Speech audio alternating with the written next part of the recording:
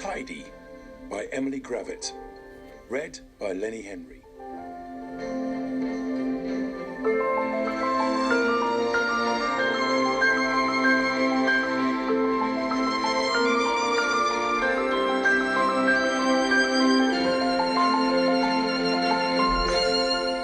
Up in the forest lived a badger called Pete, who tidied and cleaned and kept everything neat.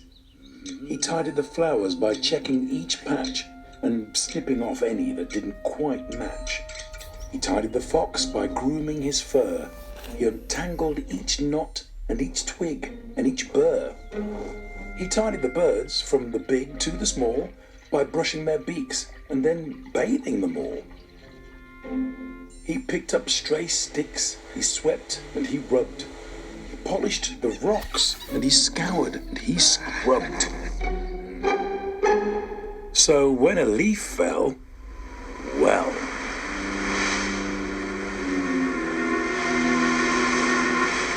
Pete tidied up. But still he wasn't happy. Now the trees looked bare and scrappy. And so, to make it all look neat, Pete undertook a mighty feat. He dug up every single tree. But then it rained. There was a flood. And afterwards, a lot of mud. Pete called in the diggers. He called in the mixers. He called in the concrete, the rakers, the fixers. No mud, no leaves, no mess, no trees.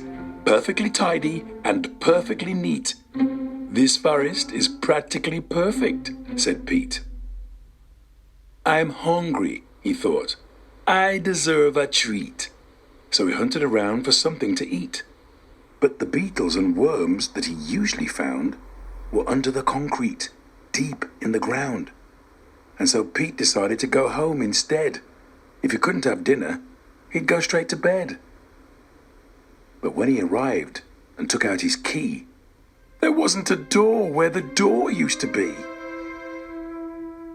Later that night, Pete tossed and he turned. His belly was empty. It rumbled and churned. As he lay in his mixer, wide awake, he started to think, I have made a mistake.